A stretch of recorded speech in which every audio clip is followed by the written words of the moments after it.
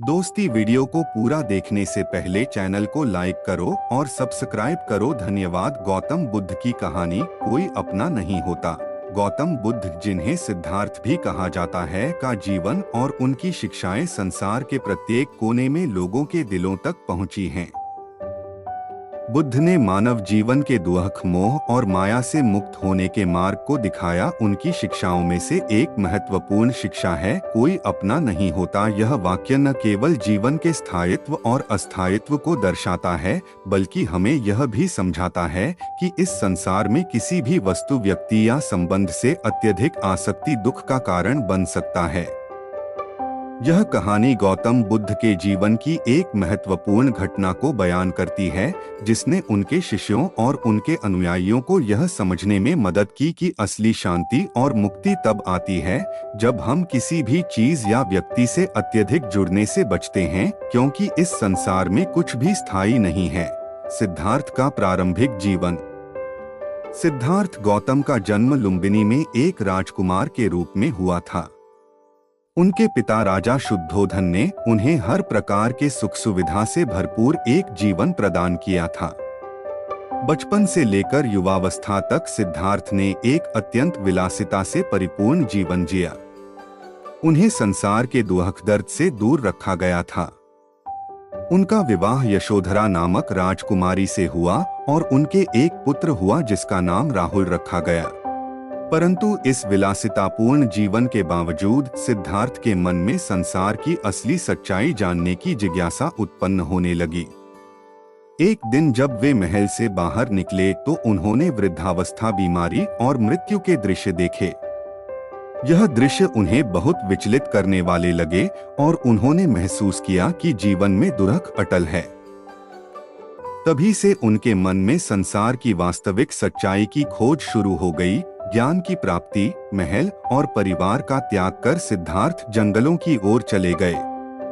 उन्होंने अनेक तपस्वियों और साधुओं से ज्ञान प्राप्त करने की कोशिश की, परंतु उन्हें तृप्ति नहीं मिली।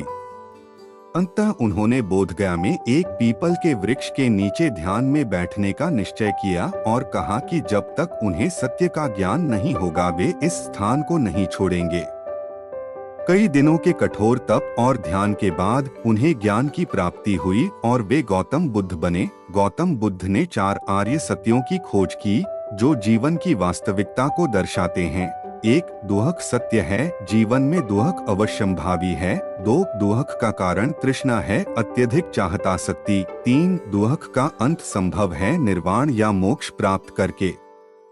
4. दुख को समाप्त करने का मार्ग अष्टांगिक मार्ग है। बुद्ध ने अपने शिष्यों को मध्यम मार्ग का अनुसरण करने का उपदेश दिया, जिसमें न तो अत्यधिक विलासिता है और न ही अत्यधिक कठोरता। उन्होंने संसार की वास्तविकता को समझने, तृष्णा और आसक्ति से मुक्त होने और अंतः शांति और मोक्ष प्राप्त करने की शिक्षा दी।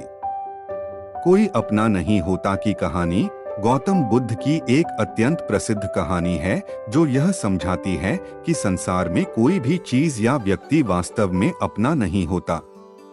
यह कहानी एक शिष्य के बारे में है जो बुद्ध से अत्यधिक प्रेम और लगाव रखता था और इसी कारण उसे अपने प्रियजनों से अत्यधिक आसक्ति हो गई थी। बुद्ध ने एक बार अपने शिष्य से कहा, तुम्हें यह समझना होगा कि इस संसार में कोई भी वस्तु या व्यक्ति तुम्हारा नहीं है। जो कुछ भी तुम्हें प्रिय है एक दिन तुमसे दूर हो जाएगा, यही संसार का नियम है। शिष्य ने बुद्ध से पूछा, भगवान, यदि कोई अपना नहीं होता तो क्या प्रेम भी असत्य है? क्या हमें किसी से प्रेम नहीं करना चाहिए? बुद्ध ने मुस्कुराते हुए उत्तर दिया, प्रेम सत्य है परंतु आसक्ति नहीं। प्रेम का अर्थ यह नहीं है कि तुम किसी व्यक्ति या वस्तु को अपने जीवन का केंद्र बना लो। प्रेम में स्वतंत्रता होनी चाहिए, मोह नहीं। जब तुम किसी से आसक्त हो जाते हो तो तुम स्वयं को दुख की ओर धकेलते हो। बुद्ध ने फिर एक उदाहरण दिया, मान लो एक व्यक्ति के पास एक सुंदर फूल है, वह उस फूल से अत्यधिक प्रेम करता है और उसे हमेशा अपने पास रखना चाहता है, परंतु फूल को मुरझाने से कोई नहीं रोक सकता। फूल का स्वाभाविक क्रम है कि वह खिलता है, मुरझाता है और अंततः नष्ट हो जाता है। अगर वह व्यक्ति उस फूल से अत्यधिक आसक्त हो जाता है तो जब फूल मुरझाएगा वह दुखी हो जाएगा।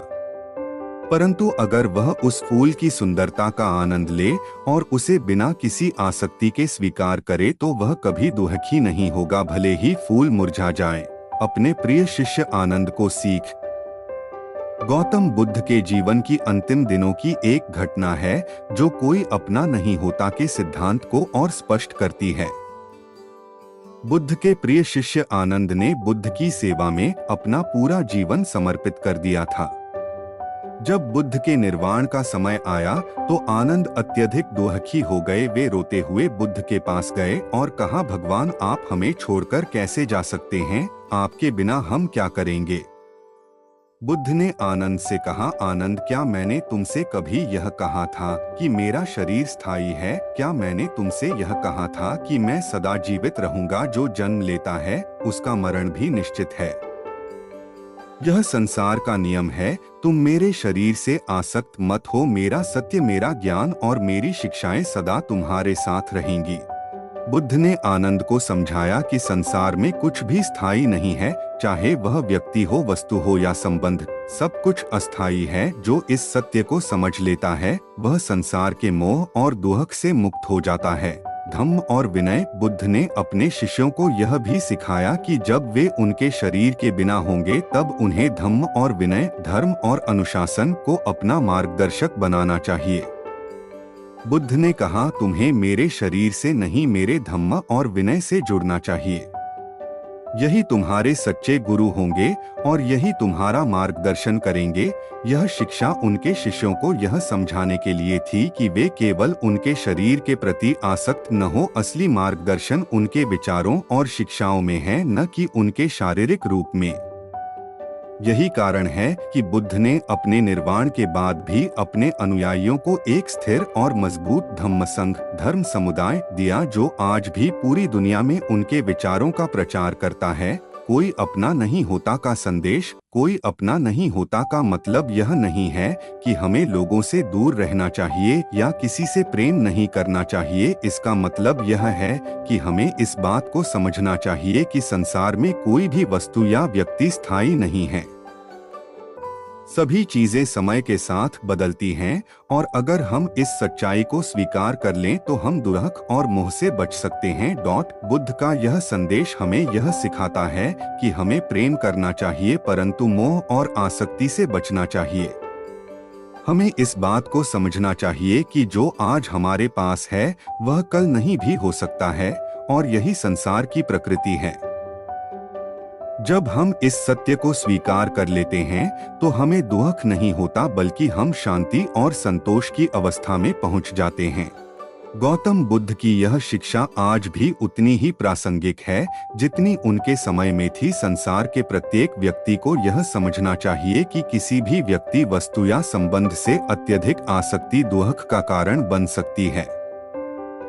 अगर हम इस सत्य को समझ लें तो हम अपने जीवन में सच्ची शांति और संतोष प्राप्त कर सकते हैं।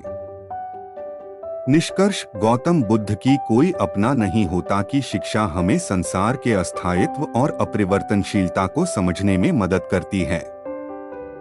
जब हम इस सत्य को स्वीकार कर लेते हैं तो हम अपने जीवन में आने वाले दुख और संकटों को आसानी से पार कर सकते हैं। बुद्ध की यह शिक्षाएं हमें सिखाती हैं कि हमें प्रेम और करुणा के साथ जीवन जीना चाहिए परंतु किसी भी चीज या व्यक्ति से अत्यधिक आसक्ति से बचना चाहिए। यही मार्ग हमें शांति और मुक्ति की ओर ले जाता है।